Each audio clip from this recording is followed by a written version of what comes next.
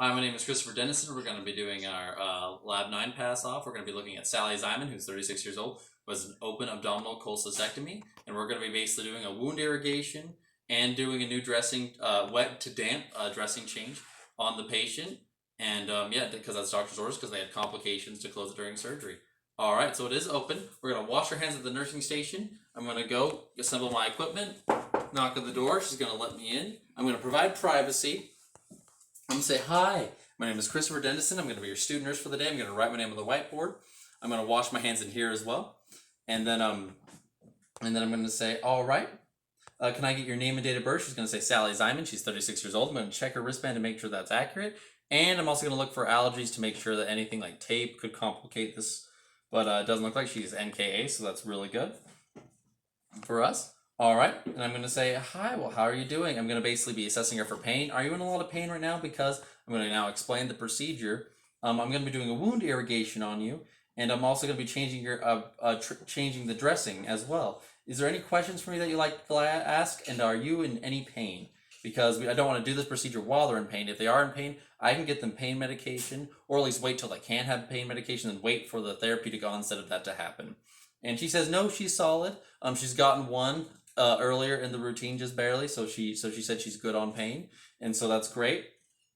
All right, I want to make sure that I raise the bed to a comfortable height, have the side rails up, and basically make sure the bed rail's locked. I might ask any visitors to leave if she wants me to, but yep, she's covered. We've identified her. I've identified myself, provided privacy, and made sure the bed is in the proper position. Side rails are up. It's locked. And then I'm going to put on some clean gloves, and I'm going to say, all right, well, I'm going to expose you now. And I'm going to make sure I have my anti-adhesive on me. I'm going to put the anti-adhesive right here. Come in when I'm going in like this. Put the anti-adhesive. Come in. Put the anti-adhesive. Come in. And we just have clean gloves right now. They're not sterile. Anti-adhesive. Right here. All right. Now I want to come up, check the drainage. Doesn't look like there's a lot of drainage. I'd want to make sure I look for color though. Like, is there any pus? Is there any excessive redness or blood in there? It looks like there's just a little bit of basically a little bit of dried blood, and there's not a lot though, so I can discard this. All right. And then I'm going to look at the wound. What does it smell like? What are the characteristics? Is it a beefy red, which is what we want to see, or is there some yellowing pus, black, blue?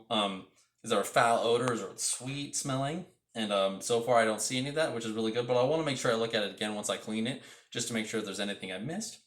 But since we've done that, I'm going to tell her, be like, hey, well, I'm now going to begin the sterile procedure, so I'm going to try to basically make sure this is as safe as possible for you, because we just don't want to put you at any sort of risk. So I'm going to take off these gloves, the clean gloves. I'm going to wash my hands.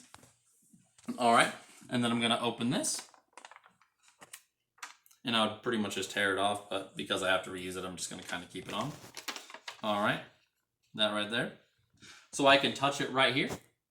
Sterofill touch here. All right.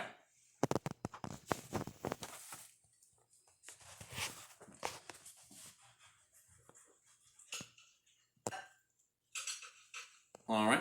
So now I have my sterile filled up. Now I want to be very careful about that. And now I'm going to have to put on my sterile gloves. I want to make sure I don't cross my sterile field just because I can contaminate it. And theoretically, this sterile field would be above my waist because anything below my waist is considered contaminated. So right now it's below my waist, but it would be above my waist just for the purposes, but we have a little bit of difficulty because of the situation. So it is below my waist right now. And yeah, so I understand that it has to be above my waist because if it's not, it's contaminated. And so I'll kind of kneel for this. All right, I'm going to open up these sterile gloves. I washed my hands prior. All right, going to come in, touch the inside of it.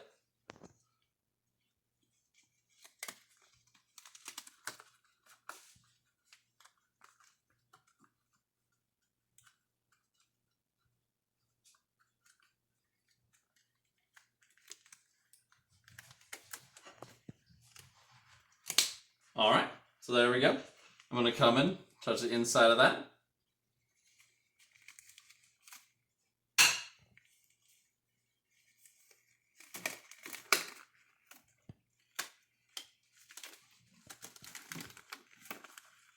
And I want to come in up as well. Alright, so now I'm going to make sure I fix this.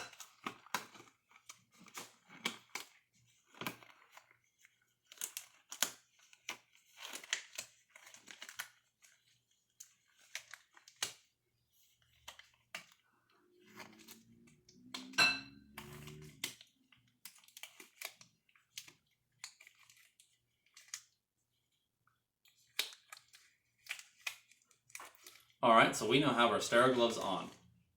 And I want to make sure I keep them above my waist. I want to make sure I don't cross my Sterafield either. Alright. Now I put a pencil in the Sterafield to basically act as a long swab stick so that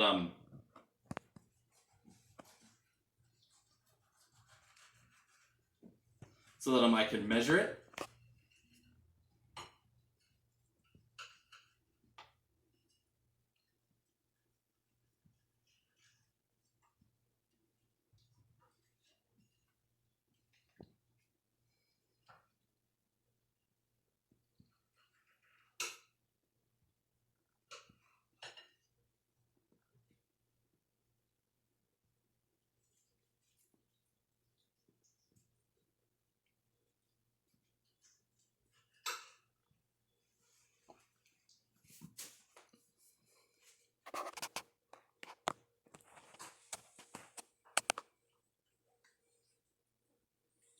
Alright.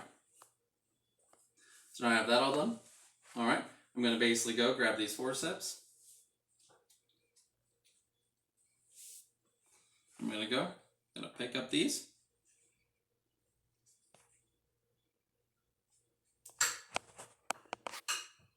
Alright.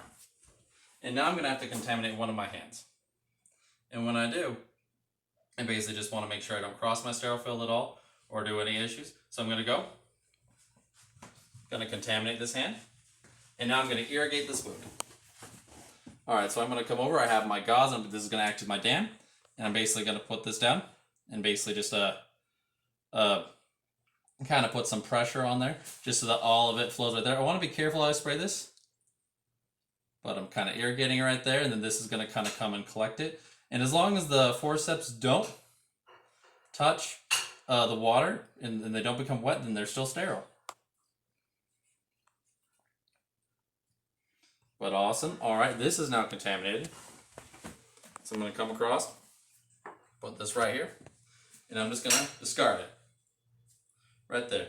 And these actually just went below my waist. So I actually have to put on another pair of Stera gloves because I just saw when I put it down like that, it went below my thing. And so these forceps are also contaminated too. So I'm going to throw these away. I'm going to put on another pair of Stera gloves because we just want to make sure that our patient is safe.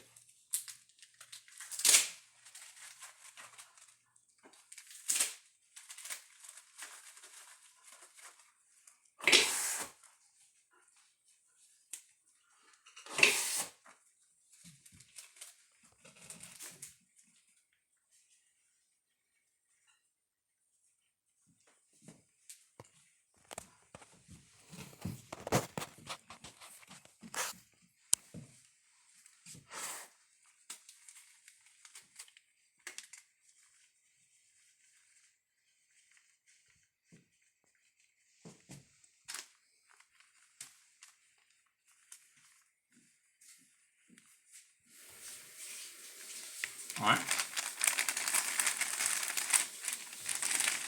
And we'll kind of let those sit right there. Alright. I'll make sure I wash my hands because I did that. Alright. And now I'm going to want to put on my new set of Stera gloves because I contaminated the last ones by just going under my waist. Going to grab the inside.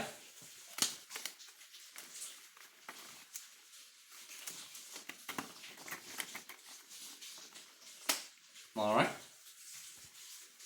That one.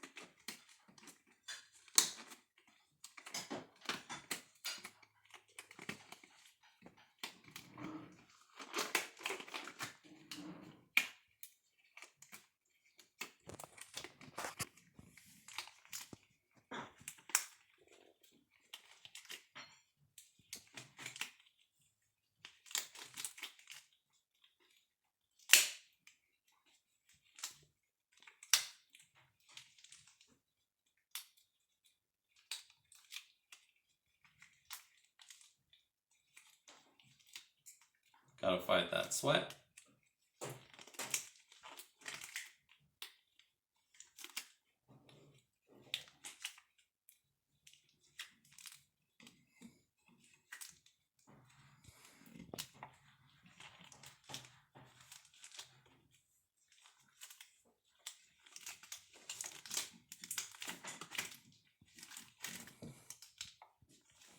All right, so now my new pair of Star gloves. We still have to finish this procedure. That's okay, so we did just irrigate it. All right. And so now I want to assess the wound. Is there any foul colors? I mean, any foul smell, any colors, any sweet smells? Still looks like it's a beefy hamburger red, which is what we like to see. And it just smells like hamburger, which is really good. All right. So now that we did that, I dammed it up. I'm now going to make sure that I grab my pencil. And I'm going to have to contaminate my right hand again. The wound measuring guide. So my right hand is contaminated. And I'm going to basically, now I'm going to measure. The eraser will act like the soft part of the Q-tip. I'm going to check if there's any tunneling. All right, no, so that's good. I'm going to look at the deepest part. Measure that, all right. Going to put up to here, make sure they're not touching. All right, that's 1.5 inches, awesome. Now we're going to go on the width. We're going to go with the widest part.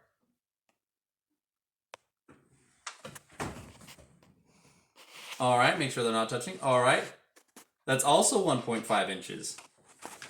So now we're going to check the length.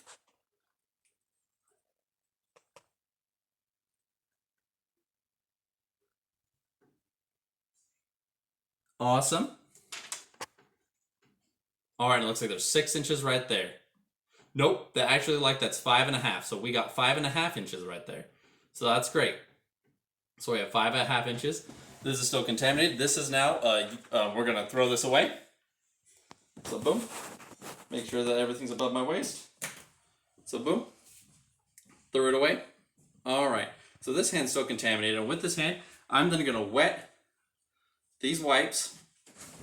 And I wanna be very careful so I don't spray any onto my sterile field. I'm just gonna dampen them a little bit. All right, so now I did that. I can put that down. And now I'm gonna have to put on the new part of the new sterile gloves because we're beginning the next part of the procedure. So I've irrigated the wound, I've assessed the wound, and I measured the wound. And now we're gonna basically be putting on the dressing. So I can take these off. I want to wash my hands because I'm donning on new gloves. I'm just gonna put them right here. I'm also gonna try to dry my hands a little bit because I saw sweat was a big problem when I was putting those last ones on. So I'm just going to kind of wash them. I remember I threw away the last forceps.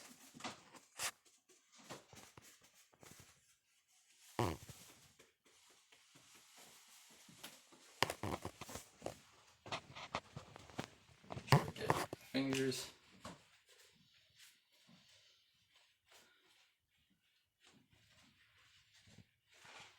Between them.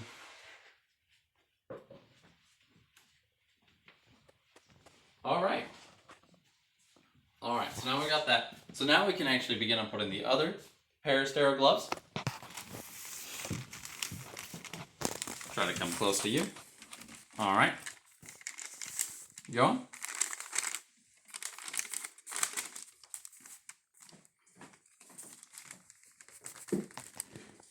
All right, want to make sure I grab the inside of these. Want to make sure I'm coming it up. All right.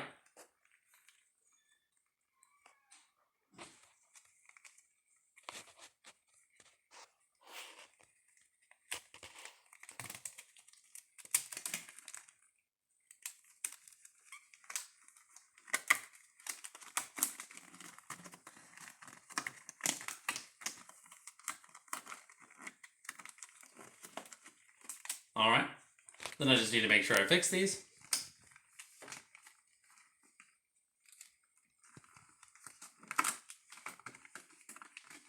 A little difficult because they are barely reused, but that's okay. Because these are technically a new pair of gloves. Well, yeah. So these are a new pair of gloves. I wouldn't use the same gloves.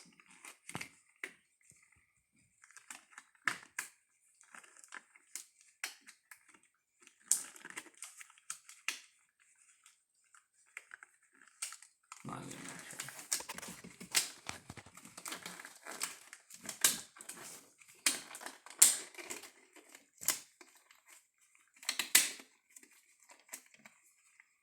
And the reason why we're doing a sterile procedure is because it's the best way to clean a wound, well, best way to keep a wound clean and make sure that we do not infect it, especially when it just has barely been opened and everything. And it's really good that we're not seeing any pus or any signs of infection.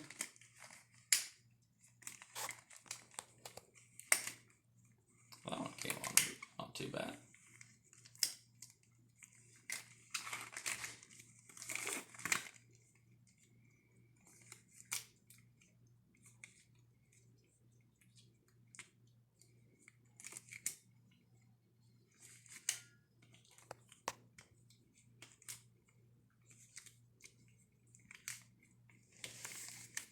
Come closer to you.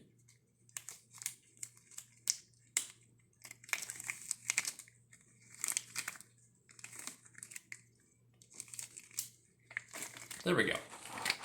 I want to make sure that I keep these by my hand, because remember what happened the first time was where I actually threw that away incorrectly, and so it became contaminated. Alright, I'll then gather the rest of my supplies. Don't need this biohazard bag, so I'll just throw that away.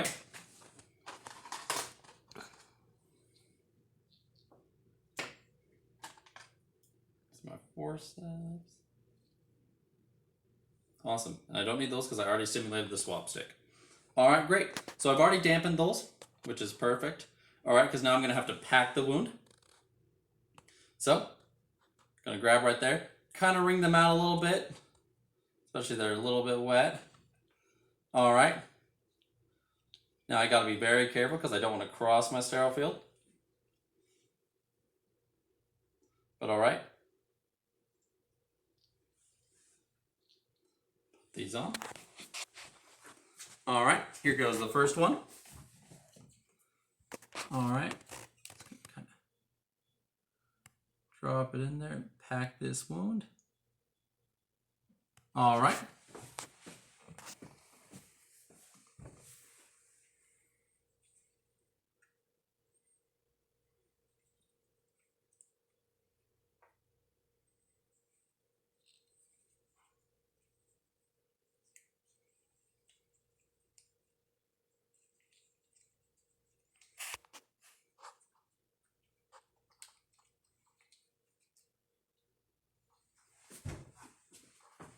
Alright.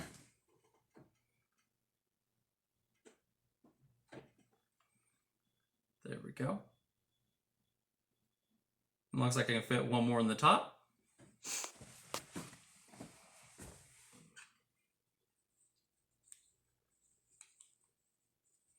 Bring it out a little bit.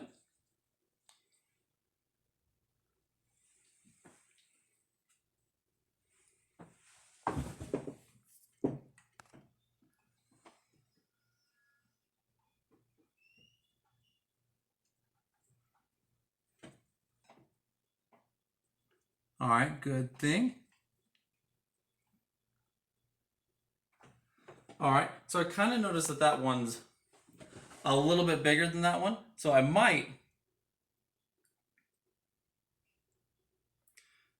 actually just throw that one away. Take a different damped one. Take a different damped one.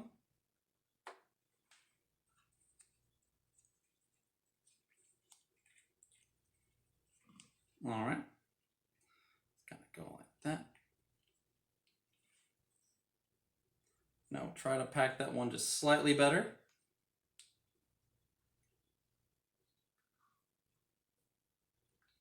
Might be a little difficult assessing our wound though.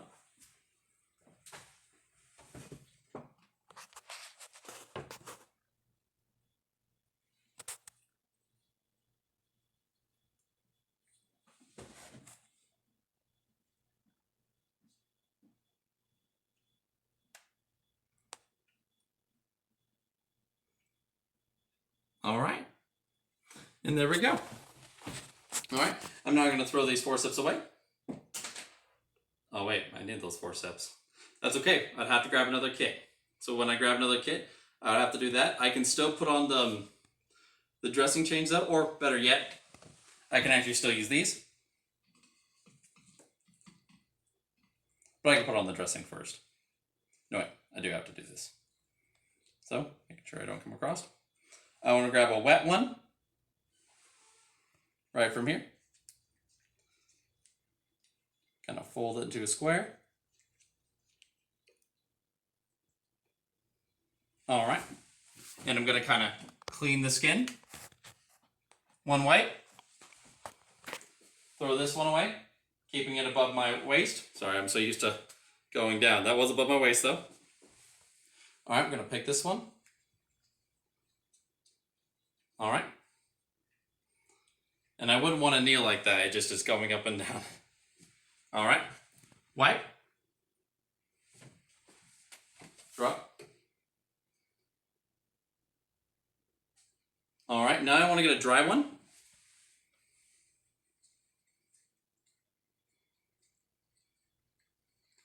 Put it on there.